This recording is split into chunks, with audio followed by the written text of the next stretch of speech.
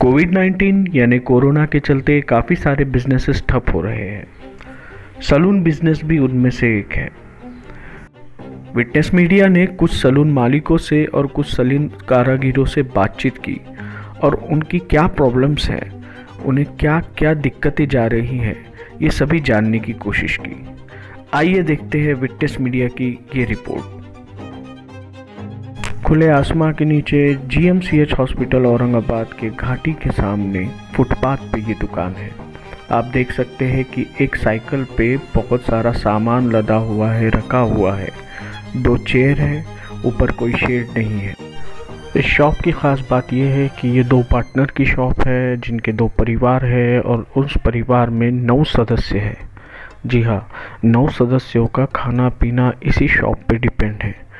इसी रिगार्डिंग हमने बात की इस शॉप के दोनों ओनरों से। तर परिणाम होणारच आहे, कारण कोणत्याही प्रकारचं हे आमचं नियोजन नाही आहे किंवा हे नाही आम्ही समजा काही किराणा वगैरे म्हणा हे म्हणा आम्ही रोज समजा काम करतो आणि जे पैसे होईल त्यातून ॲडजस्टमेंट करून खर्च करतो। आता जर ते बंदच असल्यानंतर त्याचं काय नियोजन करणार हो राहिले। घरात किती लोक आहे तुमच्या? घरात 5 लोक आहेत। 5 लोक रोज दिवसाला किती पैसे घेऊन जात आहे आता सध्याच्या घडीला? सध्याच्या घडीला कधी 150 कधी 200 150 ते 200 रुपये घेऊन जात आहे। घरात 5 लोक आहे। मागच्या जेव्हा लॉकडाऊन लागला होता त्यावेळेस तुमचे हाल काय होते? मागच्या वेळेस पण सकाळी आम्ही समजा 8-9 वाजेपर्यंत यायचो, 9-9:30 पर्यंत थांबायचो। 100-150 रुपये जे होईल ते करायचो, चालल्या जायचो। कारण नंतर पोलीसवाले यायचे बंद करणारे, त्यांच्यामुळं बंद करून जावं लागायचं। पब्लिक का लॉस हो तो गरीब लोगों का यार, कहाँ से कमाएंगे लोग कहाँ से कमाएंगे, उसमें खाएंगे कहाँ से बोलो। सरकार चालू सब आओ सरकारी ऑफिस वालों सरकारी और पगार चालू है सरकारी की। अच्छा हाँ, उनकी पगार चालू है, गरीबों के पास मतलब बस आ रहा हूँ। कंपनी चालू है बड़ी बड़ी, क्या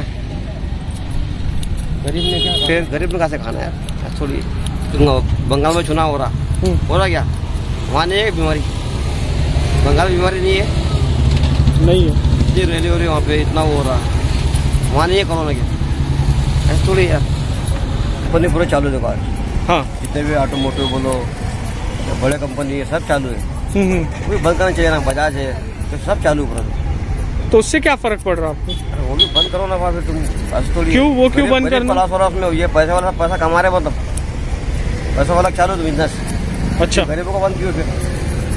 मैंने आपका बोलना ये है कि वो कंपनी चालू है लेकिन हमारे गरीबों का लॉस हो रहा, हमारे गरीब के भी धंधे बंद क्यों करे? वहाँ पे वो है ना, पैसा वाला सब चालू देखो, जो पैसे वाले उनका चालू, वहाँ नहीं है फिर।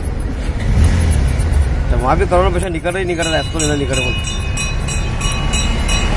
बंद करना है तो पूरा ही बंद करो, सरकारी ऑफिस बंद करो, कंपनी बंद करो, टोटल बंद करो ना तुम। क्या टोटल कंपनी चालू है, सरकारी ऑफिस चालू है, ऐसा यार आपके मतलब थोड़ी यार। त्या 2 खुर्च्यापैकी एक खुर्ची तुमची आहे का? हाँ। अच्छा, तुमचं नाव काय? त्यानंतर खायला काहीच नाही भेटणार। काय म्हणले? खायला प्यायला काय भेटणार, याच्याशिवाय आमचं काही शिवाय नाही, याच्याशिवाय पर्यायच नाही। हां, मला एक सांगा की आता रोजचं तुम्ही किती कमवताय? सांगते 100-200 कधी 200 येते, कधी 100 येते। किती लोकांचा परिवार आहे तुमचा? 4 लोक। 4 लोकांचा। मागच्या वेळेस जो कडक लॉकडाऊन झाला होता त्याच्यामध्ये तुमचे काय हाल झाले होते? लय हाल झाले, गावाकडून आणले, व्याजानं पैसे आणले, 4 फेडायचे। गावाकडून व्याजानं आणले 20,000, 4 जायचेच आहे, तर गाडी इकली नाही व्याजासाठी। व्याज फिटलं का ते? नाही, आता गाडी द्यायची, गाडी परत गाडी विकायची आता? हा, ते व्याजात गाडी द्यायची आता। अच्छा, नाही भेटलं नाही या लॉकडाऊनमुळे, मी आणून खाल्ले।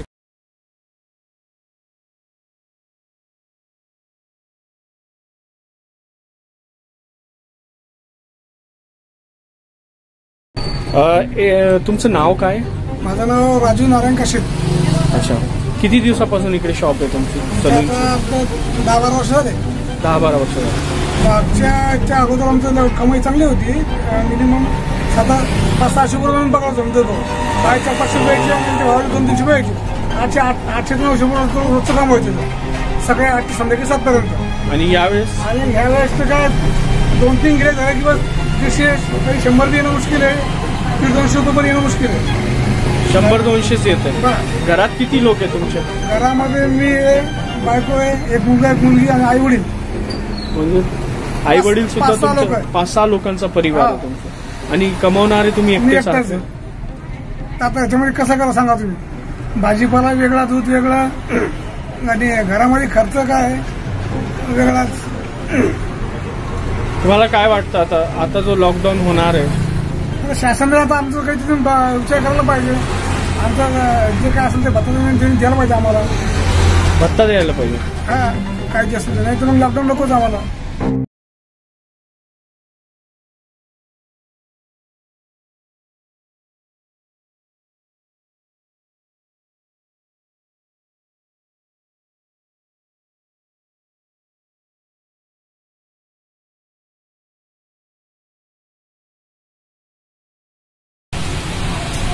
अभी ये सलून चालू करके मुझे 3 महीने हो गए.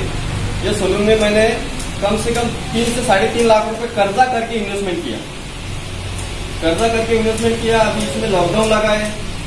ये जो पैसे मेरे खर्चा हो गए, कर्जा है, वो कहाँ से भरूँ मैं, परिवार कहाँ से चलाऊँ. और मैं अकेला नहीं, मेरे सलून के अंदर यहाँ पे 4 लोग पेट भरते हैं, उनका भी ये सलून के भरोसे पर सब कुछ चलता है. अब जैसे किराना दुकान वालों को टाइम दिया, वैसे हमारे सलून वाले को टाइम दो. मैं खुद की भी केयर लेता और कस्टमर की भी केयर लेता. अब हमारे दुकान में से अब बंद करना है तो सब बंद करो, उद्योग धंधे सभी बंद करो. बड़े बड़े कंपनियां चालू है और छोटे मोटे धंधे वाले कुछ बंद कर देते हो. अब किराना चालू रख रहे, भाजीपाला चालू रख रहे. अब अगर किराना और भाजीपाला लेने को जाना है तो जेब में पैसे भी होना. अब यहाँ पे हम काम करेंगे, जब जाके किराना में से कुछ ना कुछ लेंगे, खाएंगे, घर वालों को खिलाएंगे, हमारे बच्चों को खिलाएंगे. ये हो गया, हम हमारा परिवार संभाल सकते हैं. 30 एप्रिलपर्यंत महाराष्ट्र शासनाने जो निर्णय घेतला आहे की सलूनचे दुकान बंद राहतील, या निर्णयामुळे नाभिक समाजावर, महाराष्ट्रातल्या 35 लाख सलून बांधवावर उपासमारीची वेळ आलेली आहे.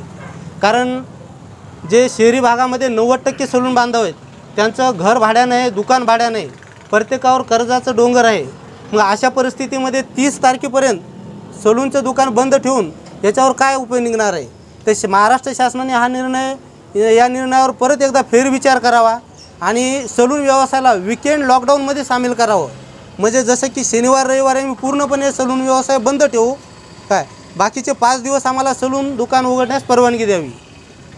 जर परवानगी नाही भेटली तर काय करायचं. जर शासनाने परवानगी दिली नाही, या निर्णयावर फेरविचार केला नाही, तर निश्चितच आम्हाला आत्मदहन करण्याची वेळ येईल. कारण कोरोनानं मरण्याच्या अगोदर आम्ही उपासमारीनं मरतोय सलून बांधव, हे शासनाच्या लक्षात यायला पाहिजे. गेल्या वर्षी 16 नाभिक बांधवांनी आत्महत्या केलेल्या आहेत, त्याची शासनानं चौकशी तर अजिबात केली नाही. म्हणून यावर्षी परत आम्हाला आत्महत्याला प्रवृत्त शासन करतं आहे. म्हणून आम्ही शासनाच्या निर्णयाचा विरोध करतोय आणि आज होळी केलेली शासनाच्या निर्णयाची.